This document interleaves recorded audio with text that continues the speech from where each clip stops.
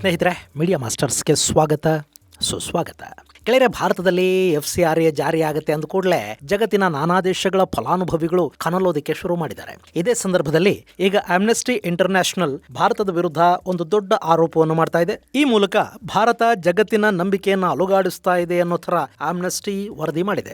ಅವರೀಗ ಮಾತಾಡ್ತಾ ಇರೋದು ಇಸ್ರೇಲಿಗೆ ಭಾರತ ಆಯುಧಗಳನ್ನು ಸರಬರಾಜು ಮಾಡಿದೆ ಅನ್ನೋ ಬಗ್ಗೆ. ಪ್ಯಾಲೆಸ್ತೀನಿಗಳ ಬಗ್ಗೆ ಬಾಯಲ್ಲಿ ಪ್ರೀತಿಯನ್ನು ತೋರಿಸ್ತಾ ಟೂ ಸ್ಟೇಟ್ ಪಾಲಿಸಿಯನ್ನ ಬೆಂಬಲಿಸುವ ಭಾರತ ತಾನು ಕೊಡೋ ಆಯುಧಗಳು ಗಾಜಾದಲ್ಲಿ ಬಳಕೆ ಆಗತ್ವೆ ಅನ್ನೋದು ಗೊತ್ತಿದ್ದು ಕೂಡ ಸುಮಾರು 2,000ಕ್ಕೂ ಹೆಚ್ಚು ಶಿಪ್ಮೆಂಟುಗಳಷ್ಟು ಆಯುಧಗಳನ್ನ ಕಳೆದ 2.5 ವರ್ಷಗಳಲ್ಲಿ ಇಸ್ರೇಲಿಗೆ ಕಳುಹಿಸಿಕೊಟ್ಟಿದೆ. ಈ ಮೂಲಕ ಗಾಜಾದಲ್ಲಿ ಇಸ್ರೇಲ್ ಮಾಡಿದ ದಾಳಿಗಳಲ್ಲಿ ಭಾರತದ ಪಾತ್ರ ಕೂಡ ಸಾಬೀತಾಗ್ತಾ ಇದೆ ಅನ್ನೋದು ಆಮ್ನೆಸ್ಟಿ ಮಾಡ್ತಾ ಇರೋ ಆರೋಪ.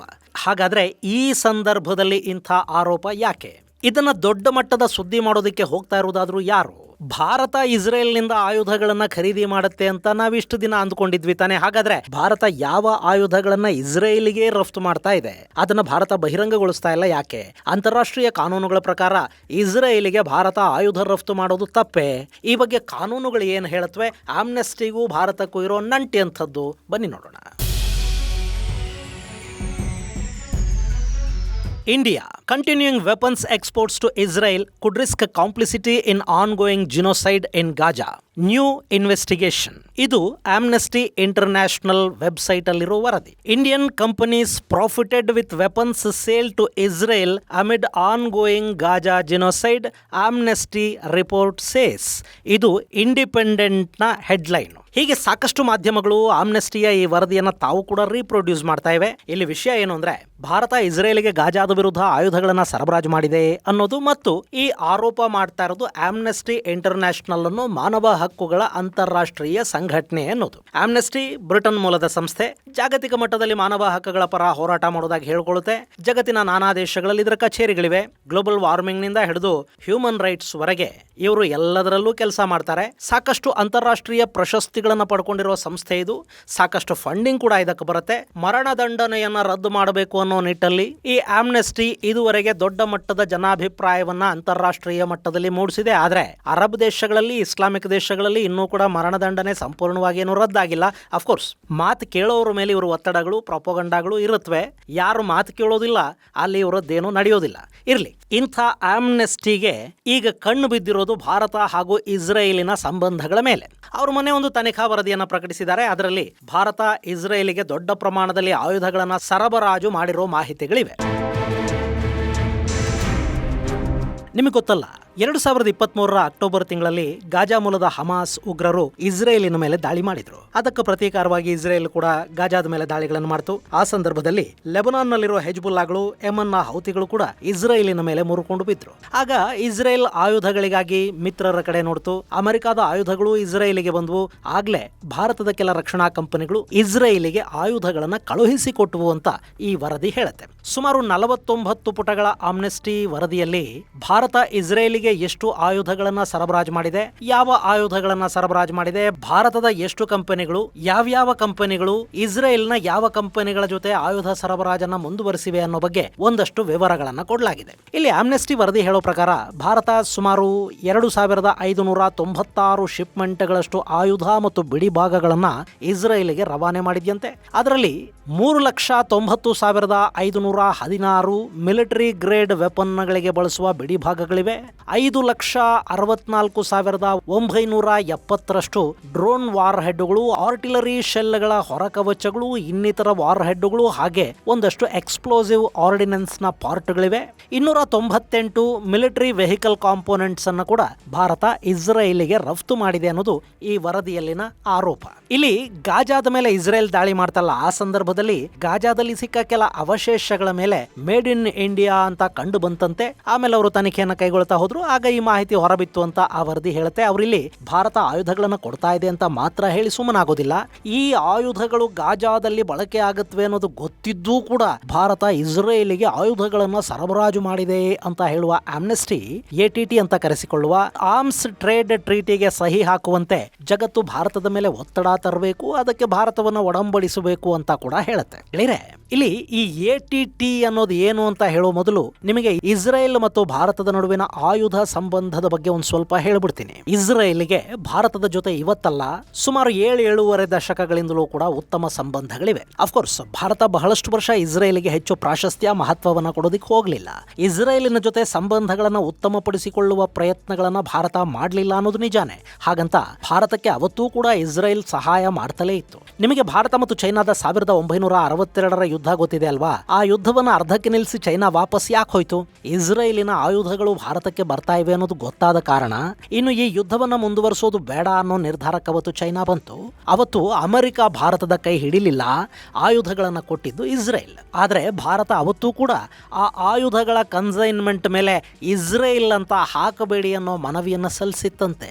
ನಾವು ಇಸ್ರೇಲ್ ಆಯುಧ ಕೊಡ್ತು ಅನ್ನೋದನ್ನ ಬಹಿರಂಗವಾಗಿ ಎಲ್ಲೂ ಹೇಳ್ಕೊಳ್ಳೋದಿಕ್ಕೆ ಹೋಗಲಿಲ್ಲ. ಇನ್ನು ಬಾಂಗ್ಲಾ ವಿಭಜನೆ ಆಯ್ತಲ್ಲ, ಆಗ ಬಾಂಗ್ಲಾದ ಹೋರಾಟಗಾರರು ಕೈಲಿ ಹಿಡಿದ ಆಯುಧಗಳು ಎಲ್ಲಿಂದ ಬಂದವು? ಏನು ಅಮೆರಿಕ ಕೊಡ್ತಾ?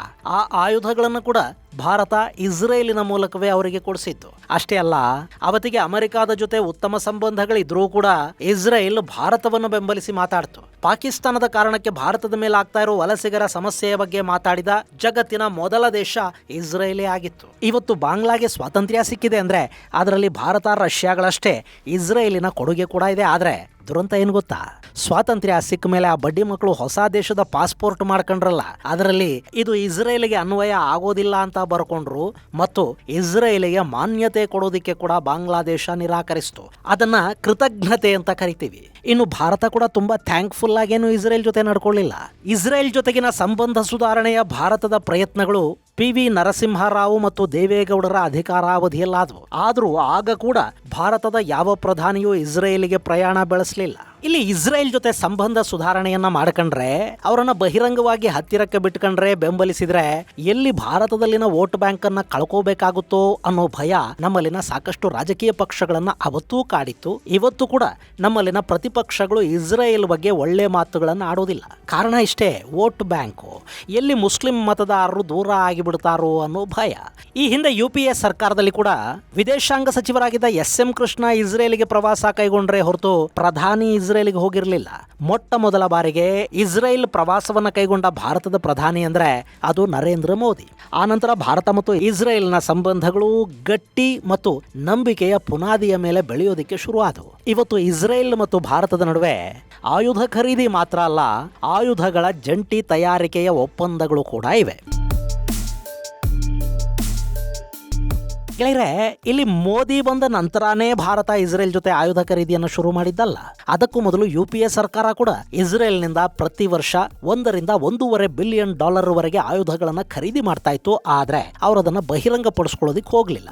ನಿಮಗೆ ಗೊತ್ತಿರಲಿ, ನಾವು ರಷ್ಯಾದಿಂದ ತಂದ ಮತ್ತು ಇಲ್ಲೇ ನಾವು ಲೈಸೆನ್ಸ್ ಪಡ್ಕೊಂಡು ಸಿದ್ಧಪಡಿಸಿದ್ದ ಮಿಗ್ ಇರಬಹುದು, ಸುಖಾಯ್ ಯುದ್ಧ ವಿಮಾನಗಳಿರಬಹುದು, ಅವು ಅತ್ಯಂತ ಶಕ್ತಿಶಾಲಿ ಅನ್ನಿಸ್ಕೊಂಡಿದ್ದು ಇಸ್ರೇಲಿನ ರೆಡಾರ್ ಮತ್ತು ಏವಿಯಾನಿಕ್ಸ್ ಬಳಕೆಯ ಕಾರಣದಿಂದ. ಇರಲಿ, ನಾನಾ ಕಾರಣಗಳಿಂದ ಭಾರತ ಆ ಸಂಬಂಧಗಳನ್ನು ಬಹಿರಂಗಗೊಳಿಸಲಿಲ್ಲ. ಆದ್ರೆ ಮೋದಿ ಬಂದ ನಂತರ ಭಾರತ ಇಸ್ರೇಲ್ ಸಂಬಂಧ ಬಟಾ ಬೈಲು ಅಂತಾರಲ್ಲ, ಹಾಗಾಯ್ತು. ಹಾಗಂತ ಅರಬ್ ದೇಶಗಳ ಜೊತೆಗಿನ ಭಾರತದ ಸಂಬಂಧ ಏನು ಕೆಡಲಿಲ್ಲ. ಅದು UPA ಸರ್ಕಾರದ ಅವಧಿಯಲ್ಲಿ, ಅಂದ್ರೆ ಇಸ್ರೇಲ್ ಅನ್ನ ಭಾರತ ದೂರ ಇಟ್ಟಂತೆ ತೋರಿಸಿಕೊಳ್ತಾ ಇದ್ದ ದಿನಗಳಲ್ಲಿ ಹೇಗಿತ್ತೋ ಈಗಲೂ ಹಾಗೆ ಇದೆ. ಇನ್ನು ಇಸ್ರೇಲ್ ಅನ್ನೋದು ಭಾರತದಲ್ಲಿ ಈಗ ಹಿಂದೂ, ಮುಸ್ಲಿಂ ಹಾಗೂ ಸೆಕ್ಯುಲರ್ಗಳ ನಡುವಿನ ಒಂದು ಸೋಷಿಯಲ್ ಮೀಡಿಯಾ ಯುದ್ಧಕ್ಕೆ ಕಾರಣ ಆಗಿದೆ ಅನ್ನೋದು ಮಾತ್ರ ನಿಜಕ್ಕೂ ವಿಪರ್ಯಾಸ. ಅದಕ್ಕೂ ಒಂದು ಕಾರಣ ಇದೆ. ಪಾಕಿಸ್ತಾನ, ಟರ್ಕಿ ಅಂತಹ ದೇಶಗಳು ಇಸ್ರೇಲ್ ಅನ್ನ ದ್ವೇಷ ಮಾಡತ್ವೆ. ಹಾಗೆ ಭಾರತದ ವಿರುದ್ಧ ಕೂಡ ಈ ದೇಶಗಳು ಬೆಂಕಿಯನ್ನು ಕಾರತ್ವೆ. ಇನ್ನು ಮುಸ್ಲಿಂ ದೇಶಗಳ ಸಭೆಯಲ್ಲಿ ಪಾಕಿಸ್ತಾನ ಪದೇ ಪದೇ ಕಾಶ್ಮೀರದ ವಿಷಯವನ್ನು ಪ್ರಸ್ತಾಪ ಮಾಡುತ್ತೆ ಮತ್ತು ಅದನ್ನು ಪ್ಯಾಲೆಸ್ತೀನ್ಗೆ ಹೋಲಿಕೆ ಮಾಡುತ್ತೆ. ಹಾಗೆ ಈ ದೇಶದ ಮುಸ್ಲಿಮರಲ್ಲಿ ಕೆಲವರು ಬಹಿರಂಗವಾಗಿ ಗಾಜಾನ, ಹಮಾಸ್ ಅನ್ನ ಬೆಂಬಲಿಸ್ತಾರೆ. ಹಮಾಸ್ ಉಗ್ರರು ಆಕ್ರಮಿತ ಕಾಶ್ಮೀರಕ್ಕೆ ಬರ್ತಾರೆ. ಅಲ್ಲಿ ಭಾರತದ ವಿರುದ್ಧ ವಿಷ ಕಕ್ಕಿ ನಾವು ಭಾರತದಲ್ಲೂ ಇಸ್ರೇಲ್ ಮೇಲೆ ಮಾಡಿದ ತರ ದಾಳಿ ಮಾಡ್ತೀವಿ ಅಂತ ಹೇಳಿ ಒಂದಷ್ಟು ಚಂದಾಗಿಂದ ಕಲೆಕ್ಟ್ ಮಾಡ್ಕೊಂಡು ಹೋಗ್ತಾರೆ. ಪಾಕಿಸ್ತಾನ ಅವರಿಗೆ ಬೆಂಬಲವನ್ನು ಕೊಡುತ್ತೆ. ಭಾರತವನ್ನು ವಿರೋಧಿಸುವ ಹಮಾಸ್ಗೆ ಇಲ್ಲಿನ ಕೆಲ ಮುಸ್ಲಿಮರು ಬೆಂಬಲವಾಗಿ ನಿಲ್ತಾರೆ, ರ್ಯಾಲಿಗಳನ್ನು ಮಾಡ್ತಾರೆ. ಅಂದ ಕೂಡಲೇ ಇಲ್ಲಿನ ಹಿಂದೂಗಳು, ರಾಷ್ಟ್ರೀಯವಾದಿಗಳು ಅದನ್ನ ಅಫೆನ್ಸಿವ್ ಆಗಿ ತಗೋತಾರೆ. ರಾಷ್ಟ್ರೀಯವಾದಿ ಹಿಂದೂಗಳಿಗೆ, ಭಯೋತ್ಪಾದನೆಯನ್ನ ಇಷ್ಟಪಡದವರಿಗೆ, ಭಾರತದ ಮೇಲೆ ನಡೆದ ಪಾಕ್ ಪ್ರಚೋದಿತ ಇಸ್ಲಾಮಿಕ್ ಉಗ್ರವಾದವನ್ನ ಕಂಡ ಜನರೇಷನ್ ಏನಿದೆ, ಅವರಿಗೆ ಆ ಉಗ್ರವಾದದ ವಿರುದ್ಧ ಹೋರಾಟ ಮಾಡ್ತಾ ಇರೋ ಇಸ್ರೇಲ್ ಇಷ್ಟ ಆಗೋದಕ್ಕೆ ಶುರು ಆಗತ್ತೆ. ಇವತ್ತು ನಾವು ನಮ್ಮಲ್ಲಿನ ಸೋಷಿಯಲ್ ಮೀಡಿಯಾದಲ್ಲಿ ಕಾಣೋ ಯುದ್ಧಕ್ಕೆ ಇದು ಕೂಡ ಒಂದು ಕಾರಣ. ನಾನೀಗ ಈ ವಿಡಿಯೋ ಮಾಡ್ತಾ ಇದ್ದೀನಿ ಸರಿನಾ? ಹಮಾಸ್ ಪ್ರಿಯರು ಇಲ್ಲೂ ಕಾಮೆಂಟ್ ಬಾಕ್ಸ್ಗೆ ಬರ್ತಾರೆ, ಒಂದಷ್ಟು ಫೇಕ್ ಅಕೌಂಟ್ಗಳಲ್ಲಿ ಇಲ್ಲಿ ಬಂದು ವಿಷ ಕಾರೋದಕ್ಕೆ ಶುರು ಮಾಡ್ತಾರೆ. ಬೇಕಿದ್ರೆ ನೀವು ನೋಡ್ತಾ ಇರಿ ಗೆಳೆಯರೆ. ಇಲ್ಲಿ ಭಾರತಕ್ಕೆ ಅದರ ಯುದ್ಧಗಳ ಸಂದರ್ಭದಲ್ಲಿ ಕಷ್ಟದ ದಿನಗಳಲ್ಲಿ ಇಸ್ರೇಲ್ ಆಯುಧಗಳನ್ನು ಕೊಟ್ಟು ಸಹಾಯ ಮಾಡಿದೆ. ಇಡೀ ಜಗತ್ತು ಭಾರತವನ್ನ ವಂಚಿಸಿದ ಸಂದರ್ಭದಲ್ಲಿ ಕೂಡ ಇಸ್ರೇಲ್ ಭಾರತದ ಪರ ನಿಂತಿದೆ. ಇಲ್ಲಿ ಎರಡೂ ದೇಶಗಳ ನಡುವೆ ಇರುವ ಒಂದೇ ಸಾಮ್ಯ ಅಂದ್ರೆ ಎರಡೂ ಕೂಡ ಇಸ್ಲಾಮಿಕ್ ಭಯೋತ್ಪಾದನೆಯ ಸಂತ್ರಸ್ತ ದೇಶಗಳು ಮತ್ತು ಎರಡು ಆ ಉಗ್ರವಾದದ ವಿರುದ್ಧ ಹೋರಾಟ ಮಾಡ್ತಾ ಇರೋ ದೇಶಗಳು. ಇನ್ನು ಇಲ್ಲಿ ಭಾರತ ಇಸ್ರೇಲಿನ ಜೊತೆ ಸಂಬಂಧಗಳನ್ನ ಉತ್ತಮವಾಗಿ ಇಟ್ಟುಕೊಂಡಿದೆ ಅಂದ ಮಾತ್ರಕ್ಕೆ ಪ್ಯಾಲೆಸ್ತೀನ್ ವಿಷಯದಲ್ಲಿ ನಮ್ಮ ನಿಲುವೇನು ಬದಲಾಗಿಲ್ಲ. ಇವತ್ತು ವಿಶ್ವಸಂಸ್ಥೆ ಪ್ರತಿಪಾದಿಸಿರುವ 2 ಸ್ಟೇಟ್ ಪಾಲಿಸಿ ಅಂದ್ರೆ ಅಲ್ಲಿ ಪ್ಯಾಲೆಸ್ತೀನ್ ಹಾಗೂ ಇಸ್ರೇಲ್ ಎರಡೂ ಇರಬೇಕು ಅನ್ನೋದೇ ಭಾರತದ ಸ್ಪಷ್ಟ ನಿಲುವು. ಭಾರತ ಯಾವತ್ತೂ ಕೂಡ ಪ್ಯಾಲೆಸ್ತೀನ್ ಅನ್ನ ವಿರೋಧಿಸಿಲ್ಲ. ಇಲ್ಲಿ ಪ್ಯಾಲೆಸ್ತೀನ್ ಅಂದ್ರೆ ಹಮಾಸ್ ಅಲ್ಲ. ಪ್ಯಾಲೆಸ್ತೀನ್ ಅನ್ನ ಆಳ್ತಾ ಇರೋದು, ಅದಕ್ಕಾಗಿ ಹೋರಾಟ ಮಾಡ್ತಾ ಇರೋದು ಮತ್ತು ಪ್ಯಾಲೆಸ್ತೀನ್ ರಚನೆಯ ಬಗ್ಗೆ ಪ್ರಾಮಾಣಿಕ ಉದ್ದೇಶವನ್ನು ಹೊಂದಿರೋದು ಯಾಸರ್ ಅರಾಫತ್ ಅವರಿದ್ದ ಫತಾ. ಹಮಾಸ್ ಅನ್ನೋದು ಫತಾ ನಾಯಕರನ್ನ ಕೊಂದು ಸಾರ್ವಜನಿಕವಾಗಿ ಅವರನ್ನ ಗಲ್ಲಿಗೇರಿಸಿ ಭಯೋತ್ಪಾದನೆಯ ಮೂಲಕ ಗಾಜಾದ ಅಧಿಕಾರವನ್ನ ತನ್ನ ಕೈಗೆ ತಗೊಂಡ ಇಡೀ ಮೆಡಿಟರೇನಿಯನ್ನಿಂದ ಜೋರ್ಡಾನ್ವರೆಗೆ ಎಲ್ಲ ಭೂಮಿಯು ನಮಗೆ ಬೇಕು ಅಂತ ಬಯಸುವ ಸಂಘಟನೆ. ಈ ಬೇಡಿಕೆಗೆ ವಿಶ್ವಸಂಸ್ಥೆಯ ಮಾನ್ಯತೆ ಇಲ್ಲ, ಭಾರತವೂ ಕೂಡ ಅದನ್ನು ಮಾನ್ಯ ಮಾಡುವುದಿಲ್ಲ.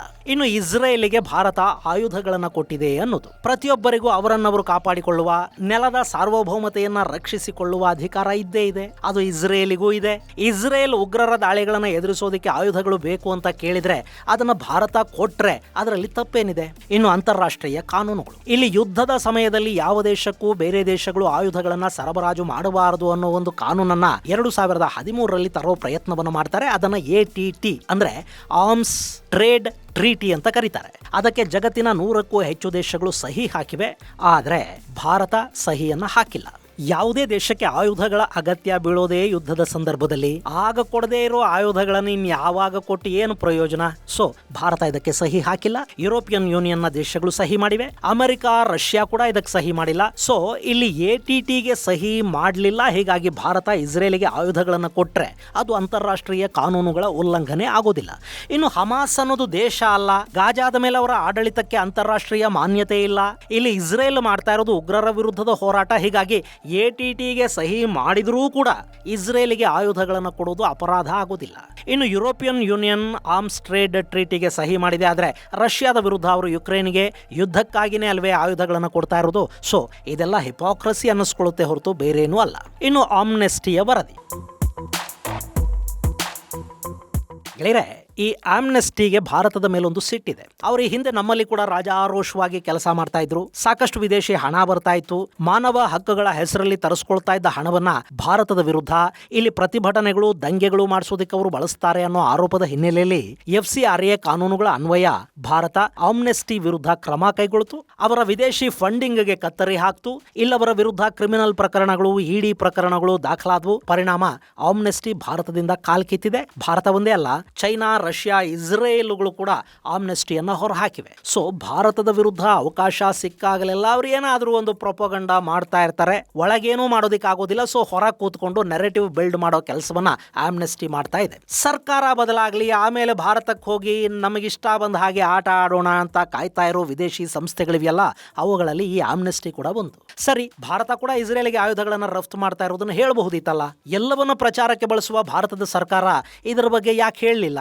ಗೆಳೆಯರೆ, ಶಿಪ್ಮೆಂಟ್ಗಳನ್ನು ಕಳುಹಿಸಿಕೊಡುವಾಗ ಅದರ ಒಳಗೆ ಏನಿದೆ ಅಂತ ಬಾಕ್ಸ್ಗಳ ಮೇಲೆ ಬರೆದಿರ್ತಾರೆ. ಅದನ್ನು ನೋಡಿದ ಮೇಲೇನೆ ಆಮ್ನೆಸ್ಟಿಗೆ ಕೂಡ ಎಷ್ಟು ಆಯುಧಗಳು ಹೋಗಿವೆ ಅನ್ನೋದು ಗೊತ್ತಾಗಿರೋದು. ಸೊ ಭಾರತ ಅದನ್ನು ರಹಸ್ಯವಾಗೇನು ಕಳುಹಿಸಿಲ್ಲ. ಇನ್ನು ಈ ಹಿಂದೆ ಭಾರತದಿಂದ ಇಸ್ರೇಲಿಗೆ ಹೋಗ್ತಾ ಇದ್ದ ಹಡಗೊಂದಕ್ಕೆ ಲಂಗರ್ ಹಾಕೋದಕ್ಕೆ ತಮ್ಮ ಬಂದರಲ್ಲಿ ಅವಕಾಶ ಕೊಡೋದಿಲ್ಲ ಅಂತ ಸ್ಪೇನ್ ಹೇಳಿತ್ತು. ನಿಮಗೆ ನೆನಪಿರಬೇಕು, ನಾನು ಅದನ್ನು ವಿಡಿಯೋ ಒಂದರಲ್ಲಿ ಹೇಳಿದ್ದೆ. ಅವ್ರು ಹಾಗೆ ಹೇಳೋದಕ್ಕೆ ಕಾರಣ ಆ ಹಡಗಲ್ಲಿ ಭಾರತ ಕಳುಹಿಸ್ತಾ ಇದ್ದ ಆಯುಧಗಳಿವೆ ಅನ್ನೋದೇ ಆಗಿತ್ತು. ಸೊ ಯಾವುದೂ ಗುಪ್ತವಾಗಿ ನಡೆದಿರೋದಲ್ಲ. ಆದ್ರೆ ಬಹಿರಂಗವಾಗಿ ಭಾರತ ಇದನ್ನ ಹೇಳಿಕೊಳ್ಳೋದಕ್ಕೆ ಹೋಗಲಿಲ್ಲ. ಇಲ್ಲಿ ಇಸ್ರೇಲಿನ ಹಾಗೆ ರಷ್ಯಾ ಕೂಡ ಯುದ್ಧ ನಿರತ ಆಗಿತ್ತು. ಅವರು ಭಾರತವನ್ನ ಆಯುಧ ಕೊಡಿ ಅಂತ ಕೇಳಿದ್ರು. ಯುಕ್ರೇನ್ಗೆ ಆಯುಧಗಳನ್ನು ಕೊಡಿ ಅಂತ ಅಮೆರಿಕ ಕೂಡ ಕೇಳಿತ್ತು. ಭಾರತ ಕೊಡ್ಲಿಲ್ಲ ಅನ್ನೋ ಕಾರಣಕ್ಕೇನೆ ಅಮೆರಿಕ ಹಾಗೂ ಬ್ರಿಟನ್ಗಳು ಪಾಕಿಸ್ತಾನದಿಂದ ಯುಕ್ರೇನ್ಗೆ 155mm ಆರ್ಟಿಲರಿ ಶೆಲ್ಗಳನ್ನು ಕಳುಹಿಸಿಕೊಟ್ವು. ಭಾರತ ರಷ್ಯಾಗೆ ಆಯುಧ ಕೊಡ್ತಾ ಗೊತ್ತಿಲ್ಲ. ಆ ಬಗ್ಗೆ ಎರಡು ದೇಶಗಳು ಏನನ್ನು ಹೇಳಿಕೊಂಡಿಲ್ಲ.